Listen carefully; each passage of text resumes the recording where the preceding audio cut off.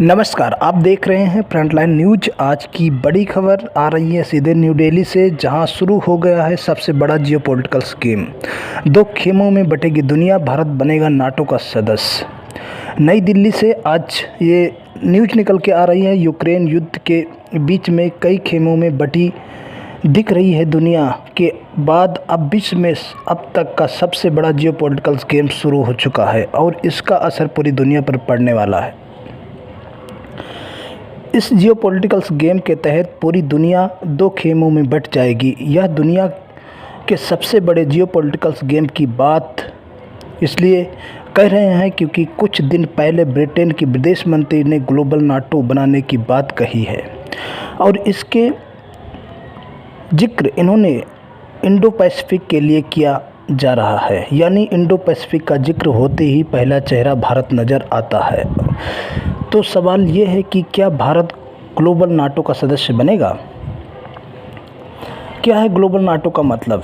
NATO में शामिल होने की जिद को लेकर ही रूस ने यूक्रेन पर हमला किया और फिनलैंड और स्वीडन ने पिछले हफ्ते नाटो में शामिल होने के लिए आवेदन भी कर दिया है। लेकिन ब्रिटेन की विदेश मंत्री लिज ट्रस ने ताइवान की मदद करने के लिए एक ग्लोबल नाटो बनाने की बात कहकर पूरी दुनिया पर राजनीति को ही गर्म कर दिया है। उन्होंने कहा है कि उत्तरी अटलांटिक संधि संगठन यानी नाटो को भारत प्रशांत क्षेत्र में सुरक्षा को बढ़ावा देने की कोशिश करनी चाहिए। ब्रिटिश विदेशी मंत्री ने एक भाषण के दौरान कहा है कि ब्रिटेन यूरो अटलांटिक सुरक्षा और इंडो पैसिफिक सुरक्षा के बीच गलत विकल्प के खिलाफ है। उन्होंने साफ तौर पर कहा है कि मेरा कहने का ये मतलब है कि नाटो को अब ग्लोबल होना चाहिए, जिसे वैश्विक स्तरों के खिलाफ खड़ा होना चाहिए। उन्होंने ताइवान का जिक्र किया और कहा कि इंडो पैसिफिक में शांति के लिए हमारे सहयोगियों ऑस्ट्रेलिया और जापान के साथ काम करने की ज़रूरत है। क्या बनाएगा ग्लोबल नाटो? ब्रिटेन की विदेश मंत्री ने एक तरह से साफ कर दिया है कि अब एक ग्लोबल नाटो का गठन किया जाएगा। लेकिन सवाल है कि अब ग्लोबल नाटो का निर्माण किया जाएगा तो फिर इसमें किन किन देशों को शामिल किया जाएगा, और अगर ऐसा होता है तो फिर ग्लोबल नाटो लड़ेगा किससे? दरअसल ग्लोबल नाटो के गठन को लेकर यूरोपियों में तेज़ी से बातचीत होने लगी है और चीन ने इसको लेकर सख्त प्रतिक्रिया भी दी है। और ग्लोबल नाटो को काउंटर करने के लिए चीन ने एक अलग से सिक्योरिटी ग्रुप बनाने की बात कही है जो स्क्वाड के जैसा होगा।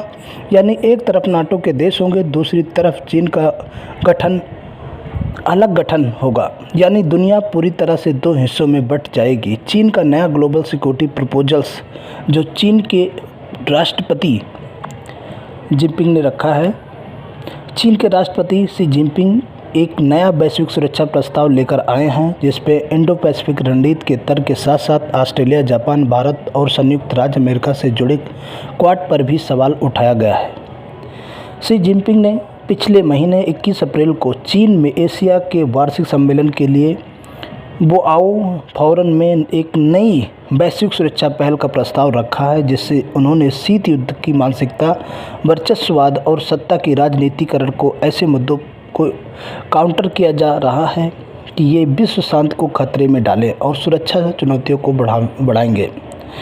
शी जिनपिंग की इस घोषणा के एक हफ्ते बाद चीन के विदेश मंत्री वांग शी ने पीपल्स डेली में एक लेख लिखा जिसमें कहा है कि चीन की यह पहल मानव शांति की कमी को पूरा करने के लिए चीनी ज्ञान का योगदान करती है और अंतर्राष्ट्रीय सुरक्षा चुनौतियों से निपटने के लिए समाधान प्रदान करती है।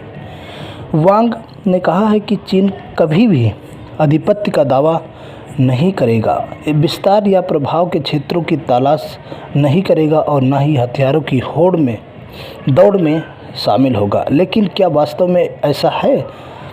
तो इसका वजह है नहीं। चीन के संगठन में कौन होंगे शामिल? चीन ने हालांकि नाटो को काउंटर करने के लिए जो संगठन बनाने की बात कही है, जिसमें किसी बड़े देश के शामिल होने की संभावना काफ़ी कम है। जहां तक कि पाकिस्तान जो चीन का सबसे करीबी है, उसके लिए भी चीन के संगठन में सीधे तौर पर शामिल होना काफ़ी मुश्किल है। तो फिर सवाल उठता है कि चीन के संगठन में कौन कौन से देश शामिल हो सकते हैं।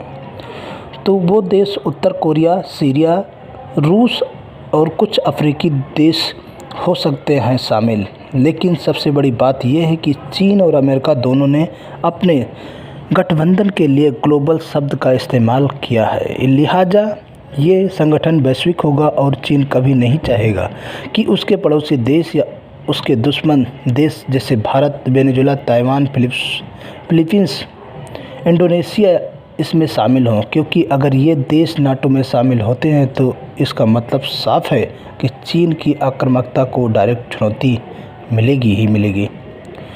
क्या है, क्वाड बन जाएगा ग्लोबल नाटो तब। एक्सपर्ट के मुताबिक चीन की पूरी तरह से अब आभास हो गया है कि आज नहीं तो कल क्वाड इसके लिए बहुत बड़ा खतरा बन जाएगा और आगे चलकर क्वाड एक सैन्य संगठन बन जाएगा और क्वाड और नाटो में समझौता भी हो सकता है, यानी क्वाड और नाटो का विलय होना ही संभव है। और चीन को सबसे बड़ा डर है कि अगर ऐसा होता है तो इंडो पैसिफिक में उसके वर्चस्व को तगड़ा झटका लगेगा और इसके साथ ही साथ वो भारत के साथ भी उलझ नहीं सकता है।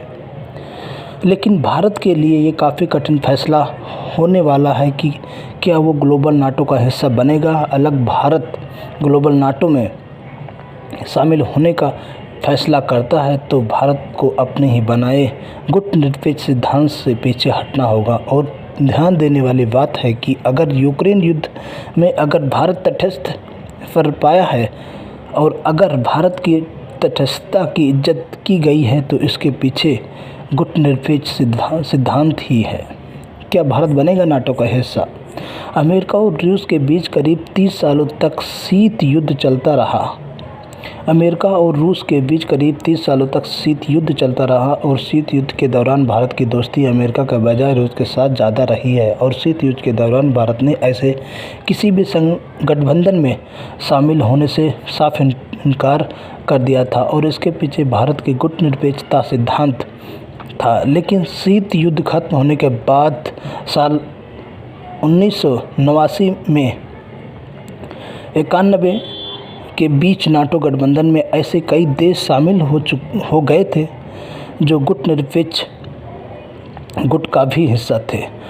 और इसके पीछे नाटो की सबसे बड़ी शक्ति अनुच्छेद 5 है, जिसमें कहा गया है कि नाटो के किसी भी सदस्य देश पर अगर गठबंधन के सभी सदस्य देशों के ऊपर हमला माना जाएगा और नाटो उस देश के खिलाफ संयुक्त सैन्य कार्रवाई करेगा। लिहाजा कई एक्सपर्ट का कहना है कि भारत को अब नाटो का सदस्य बन जाना चाहिए, क्योंकि अगर भारत नाटो का सदस्य बनता है तो उसके चीन और पाकिस्तान के खिलाफ एक कवच मिल जाएगा।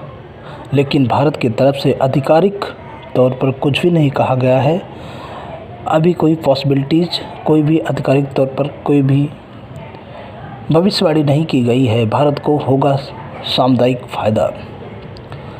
एक्सपर्ट का मानना है कि अगर भारत नाटो गठबंधन का हिस्सा बन जाता है तो भारत को सबसे बड़ा फ़ायदा हथियार क्षेत्र में होगा और भारत को बिना किसी खास मेहनत के उन्नत हथियारों का निर्माण करने के लिए टेक्नोलॉजी मिल जाया करेगी और भारत का नाटो गठबंधन के साथ नियमित संपर्क स्थापित हो जाएगा।